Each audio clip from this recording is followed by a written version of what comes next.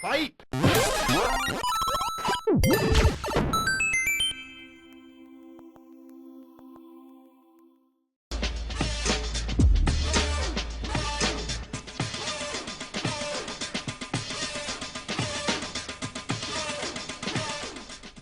Hello everybody and welcome to N64 Magazine Time Capsule episode number 8.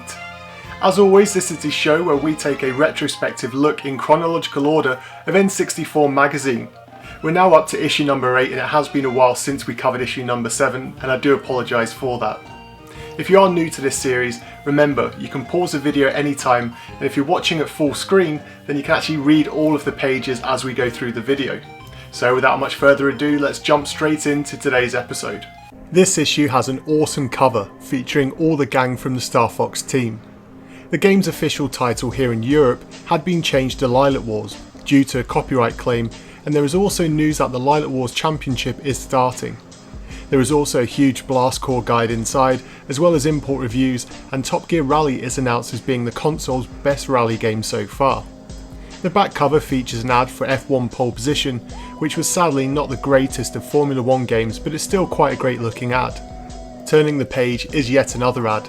This time a double page spread for MRC, and it actually makes you want to check out more of the game as the screenshots do look awesome.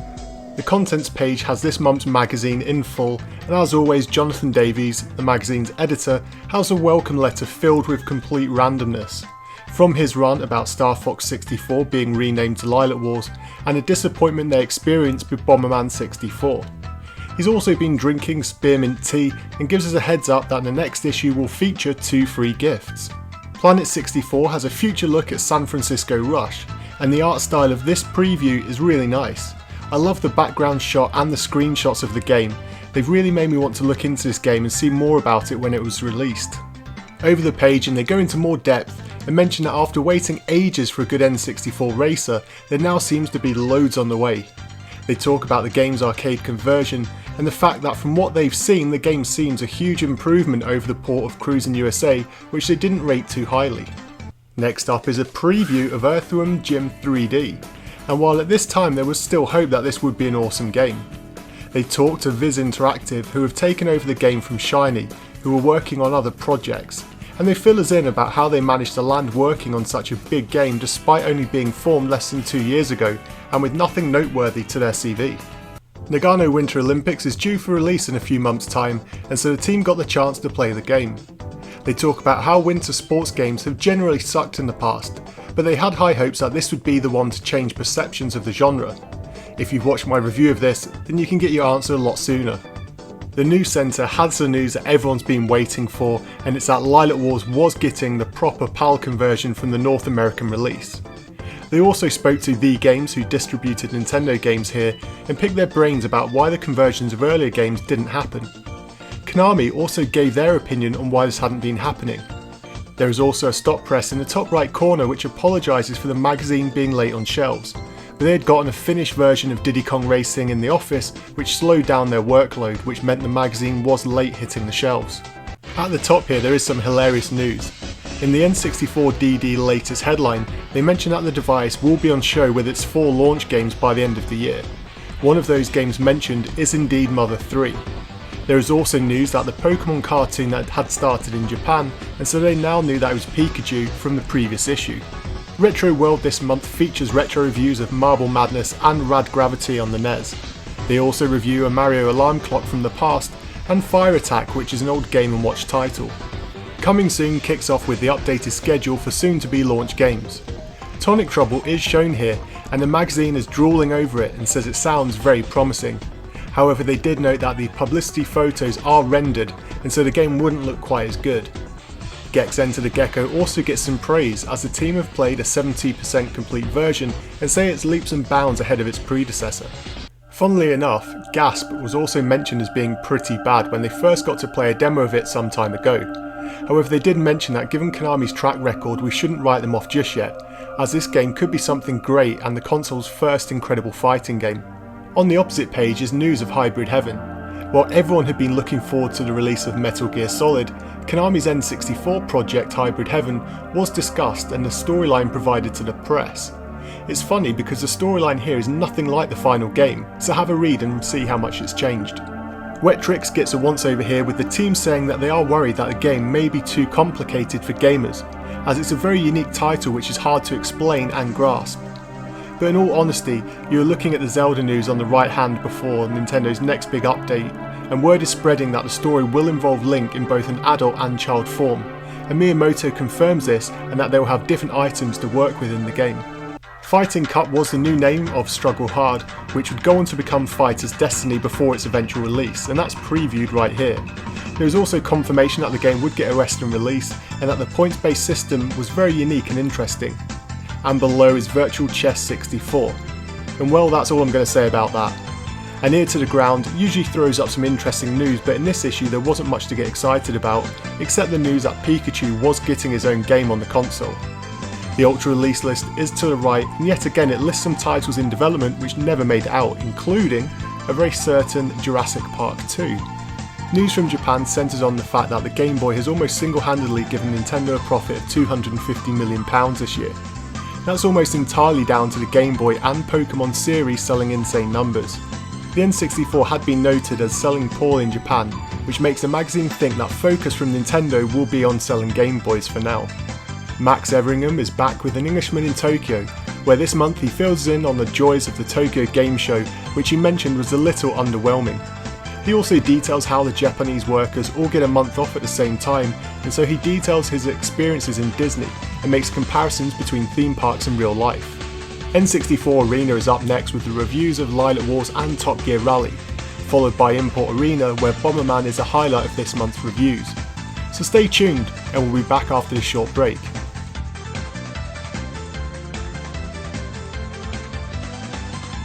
I recently reviewed Star Fox 64, which is one of my all-time favourite games. It's funny to see this review pop up at this time and in this issue, because I'd almost forgotten just how much hype this game had received prior to its release. Over the next set of pages they break down the game's stages and give some great tips on what to expect. They have also intertwined a diary of Fox McCloud into the pages, which while completely irrelevant makes the review quite amusing. Simply put, they love the game.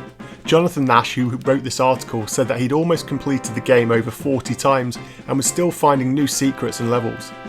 Like me, they also found the multiplayer to be underwhelming, but think that pretty much every other aspect of the game is near perfect, including the conversion for PAL, which thankfully is second to none. The Lylat Wars Championship had now begun, and with the support of Electronic Boutique, they have some amazing prizes to give away. In fact, the winner could even choose to get £500 cash, 2 controllers, 4 games and an N64 DD on its release. I just hope that the winner didn't choose this option, as they'd been waiting a very long time now. With 2 rally games landing on the console, the magazine puts them in a head-to-head battle to decide which racer is the better game. They break the games down and discuss the pros and cons of both before ultimately deciding that Top Gear Rally just about does enough in all areas to take the crown from MRC. They loved its responsive controls, more depth in terms of tracks and gameplay, and essentially thought that MRC was too short, and after a day of playing it they'd seen all that it had to offer. On to Import Arena now, and Baku Bomberman, or Bomberman 64 as it would be known here in the West, is reviewed, and strangely they start off detailing the multiplayer mode. One of the biggest selling points Hudson were going for was that the game had a huge single player mode, but they jumped straight into it on the next page. It's safe to say that the magazine were horrified by this game. They mentioned just how unimpressed they were that the focus of the game isn't its single player mode, when most people would be buying this game for its rich history of multiplayer brilliance. Take a read of this article as it's quite funny and the lengths they go to critique the game are brilliant. Import Arena kicks off with a review of J-League Dynamite Soccer, which sadly gets reviewed in the shadow of the sublime International Superstar Soccer. Naturally, the game pales in comparison, and the graphics and sound in the game get compared to what could be achieved on the Super Nintendo. After saying that, they do mention that once you get into the game, it's not as terrible as they first thought, but you'll need to spend a lot of time and effort getting into the point of enjoyment. 2 games now which have already been reviewed in different forms in earlier issues. GQ World Soccer 3 is a Japanese International Superstar Soccer 64, and bar a few additional frames of animation and some team changes, it's essentially the same game. And Mischief Maker's North American release is reviewed, and thankfully they say that the game is just as fun with the English language now in the game. For fans of Mario Kart 64, you'll probably be a master of the battle mode by now, but for those that are new to the console or maybe haven't played it for years, the next feature is how to win every time in Mario Kart 64's battle mode. They break down each of the arenas and actually give some pretty good tips to help you master this mode. Blast Corps is a game that I thought was fairly easy to complete aside from a few tricky levels later on in the game, but completing it 100% was an entirely different story. If you're wanting to go back and try and get all of the medals and rescue the scientists, then this Blast Corps guide to the really hard bits should help you along your way. Heck, it even covers all of the bonus stages, which really helps. If you'd like to win an N64 with some amazing games, with a dosing of crap third-party accessories, then you're too late because you can't enter this competition as it closed on my 14th birthday. And you're also too late to subscribe to the magazine, but why would you do that when you can subscribe to me instead? Okay, well that's cheap plugs over with, so let's get on with the rest of the magazine. The N64 hotline had been taking calls from troubled gamers, and in this month Blast Corps is yet again the game giving people sleepless nights, so some questions are answered.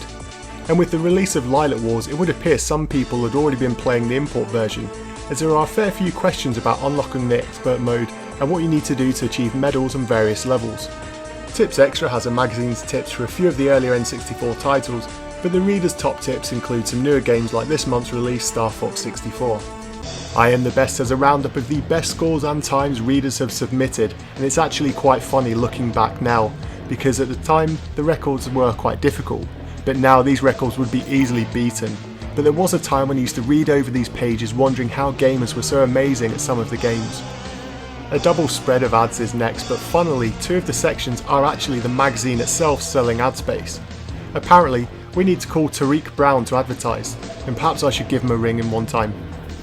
The funny writers answer another batch of readers' letters this month, from whinging kids who didn't get credit for cheats they sent into the magazine, and bitching adults whose times had been beaten in the I Am The Best section.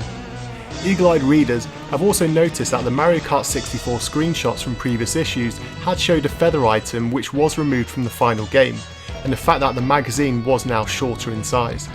Dream On has another batch of readers' game ideas, and aside from the frankly ridiculous idea of having a racing game with only one track, there's actually a very weird suggestion for Turok 3, where it would place in New York in the future and involve killing humans.